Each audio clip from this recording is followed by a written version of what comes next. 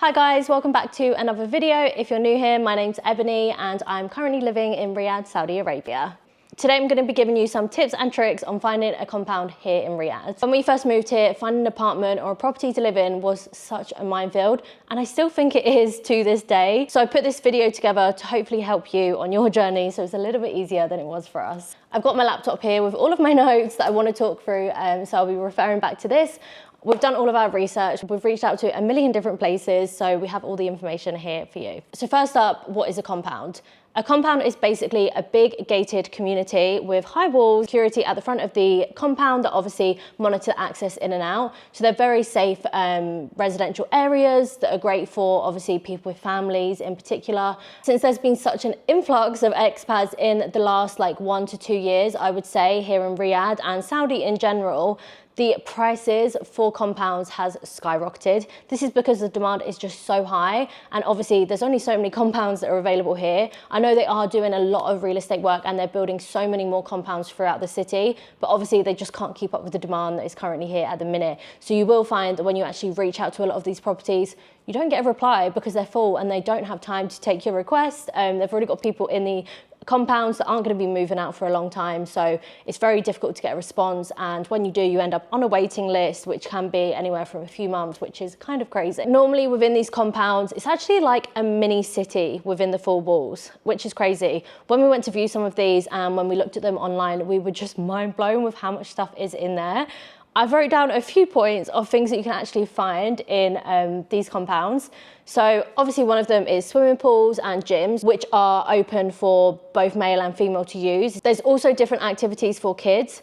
I'm not even joking, we have seen bowling alleys, VR gaming, water slides. It's absolutely crazy. So I think if you have a family, compounds are the perfect option for you here. And I did even see some of them have hairdressers, party shops, pharmacies, supermarkets, and I'm not even kidding, one of them we saw online actually had a McDonald's food truck, which is so cool. I would love to live in that one, but it was out of our price range. A lot of these compounds actually host events, which is another reason people want to move there, because it gives you a sense of community. It's a great way to meet new people if you're obviously new to the region or new to the country. And they do actually open up this invite to guests that are not living in the compound. So it actually gives you a chance to meet people from outside of your compound as well. We're yet to actually go to any of these events, but I've seen a few invites on different groups that I'm on, and it's something on our list to do so that we can obviously network and also make some friends. Another big bonus is that a lot of these compounds actually offer a shuttle service. So this is great for families because they actually offer a shuttle service from the compound to different schools around Riyadh, which is obviously great for working parents. They don't have time to do the drop-off, especially in the Riyadh traffic. Some of the most popular compounds are Al Cedar Village. I think this is one of the OG compounds from what I've heard. There's Al Nakla, there's Antara, which is very, very new. There's Andorra, Al Bustan. There's quite a lot, but these are some of the more popular ones that I've heard of. Even though obviously a lot of people are looking for compounds, there's nothing stopping you living in a standalone villa or a standalone apartment.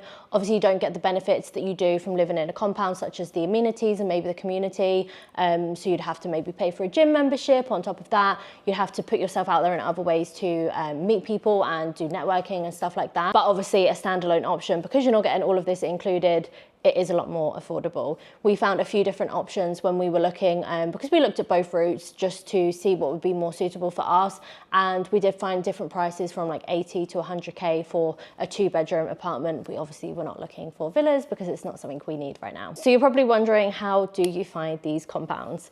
So obviously when you do a quick Google search, you can find a few of the most popular ones. They pop up at the top. However, when you do reach out on email or the contact form, they ask you a lot of questions. You don't actually get a response because, like I said earlier, they are full. A lot of people do recommend just going right down to the compound, finding it on Google Maps, going up to the security gate and requesting a tour. And normally that's the best way to actually get a response and get into the property to see it. So now moving on to prices, which is what I'm sure everyone wants to know. Just before I do go into this, obviously this is just research that we've done, research we've found online and research we've found from friends as well. Obviously, we did do our search at the beginning of 2024, so these prices might have changed slightly, but this is just to give you a rough guide. So just to quickly start with the standalone options I did mention, which are not within a compound, we found a few different options. One of them was Rilim Al Riyadh, if I'm saying that right. It was a really nice property. It looked super modern, but when we actually went there and contacted them, they said they were full and they didn't have any space for us. But they were charging us 155,000 for a 2-bedroom, which at the time was a little bit over our price budget. We did like the look of it, but again, we didn't have time to wait. We also reached out to an agent that helped us look for, again, standalone apartments, and we were quoted between 70 to 90K. Again, this was just a sort of apartment in a random apartment block, so we felt that the community vibe wasn't really there. And again, that's the reason we didn't go for these apartments. Another popular one for standalone would be Al Majidiyah. You will see Al Majidiyah residences everywhere. So it can get quite confusing because they don't really differentiate themselves between each other. They're all just sort of called Al Majidiyah residence. You will notice that. I have a friend that actually lives in one, and they're between 80 to 90,000 a year for a 2-bed. But they are all individually owned, which is something I found, and the apartments don't actually have kitchens built in. It's very common for the landlord to expect you to build the kitchen in.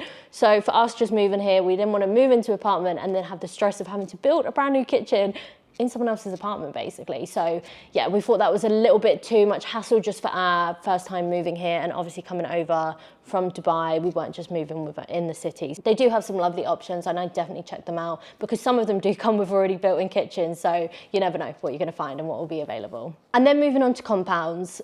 You might be shocked by some of these prices. We were very shocked, and I can completely understand why people want to move into compounds. I think they look amazing, and we were definitely open to that when we first moved here. But when we saw the prices, we were like, it's just a bit too of our price range. So first up is Wadi Katuba, sorry if I'm saying these wrong.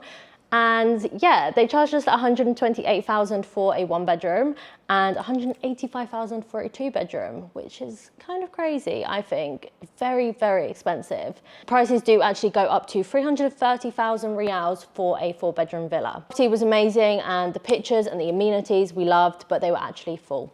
So we couldn't even go and do a tour ourselves there. Next up is Arizona. This property is actually on a golf course, so I can see why people might specifically like this property. They do only have villas, so obviously that wasn't an option for us as we were actually just looking for an apartment. So their villas start from 190,000 for a 2-bedroom and then 220 to 285 for a 3-bedroom villa. So yeah, I do understand why the prices are a little bit higher because it is located on a golf course, and I'm assuming that you are getting the golf course included, that membership for that. That's why the prices are a little bit higher for this one. Then there's Al Nakla, and I think if you have kids, this is probably one of the most amazing compounds that I found. They literally have all of the activities you can ever think of. I actually had to write them down because there's so many. So they've got water slides, they've got gaming center, they've got indoor golf, they've got a cinema, they've got a bowling alley, table tennis. They have 23 swimming pools in the compound. How crazy.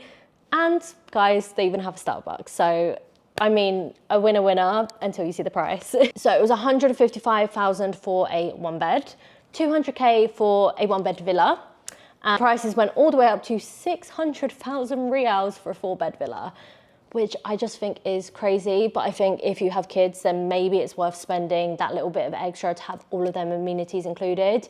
I mean, it sounds great, but we don't have kids. I think that would just be a bit too hectic for us because obviously all of the areas would sort of be filled with children and we're just a couple, so yeah.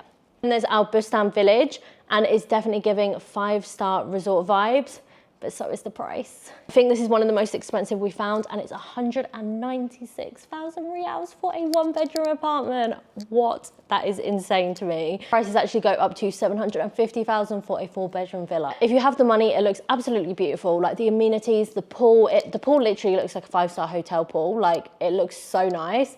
And if you have the money, why not go and live there? But for us, well out of our budget, so we decided to skip on that one. There's a couple of other options such as Carolina Palms, Andorra and Cedra. Unfortunately, we didn't really get a response from any of these, so we don't have the price and I can't really find any more information of them online. I'll insert a few pictures here so you can have a look at the different options and what they're like inside from what I have seen online, but in terms of cost, I couldn't find anything for these 3. So I'm sure you're probably wondering, where do we live? We didn't actually end up moving into one of the bigger compounds.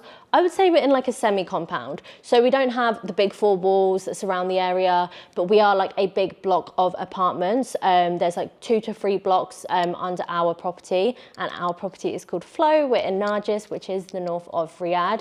You can obviously check out my full apartment tour if you want to see the whole apartment here. Yeah, we do have security, we do have a reception, and all the gates to get into the buildings and into the communal areas are locked. It is a gated community, but we don't have the big 4 walls, but we still have the benefits of having all the amenities here and also the communal events of inflow. So the communal area is obviously not as big as some of the compounds we've just seen, but we do have a bowling alley, we do have a gym, and we do have indoor swimming pools. We actually pay 120,000 a year for a 3-bedroom. We were actually looking for a 2-bedroom, but when we saw this specific layout, we fell in love with it, and we decided that we're going to just spend that little bit more to get the extra space and actually be able to have a spare bedroom and an office for ourselves. We did actually pay the deposit well before the property was ready. It's a brand new property, so it's still under renovation and the works are still ongoing, and we paid it months before we moved in. So this is why we got quite a cheaper rate. It has gone up a little bit since then, so you can actually reach out to the Flow team or go onto their website to get the current costs. I think you're looking at maybe 10 to 20,000 more than that for our current apartment. I'm not 100% sure, but I definitely recommend reaching out to them. But I still feel, as you can see from some of the prices, it's a lot more affordable than what is actually around in the region in the minute. Yeah, for us, being just a couple, we love living here, and I think the apartment's super nice, super modern, and it's brand new, so we're the first ones to live here. Please let me know in the comments below what you thought of this video. Let me know if you live in any of these compounds. Let me know the good, the bad, maybe prices have changed, maybe it's cheaper now. Let me know, just comment below, because it might help someone watching that's currently on their journey to find the new apartment here in Riyadh. Hope you enjoyed watching this video. Please don't forget to subscribe to watch my journey here in Riyadh. And yeah, thank you for watching. I'll see you next time. Bye.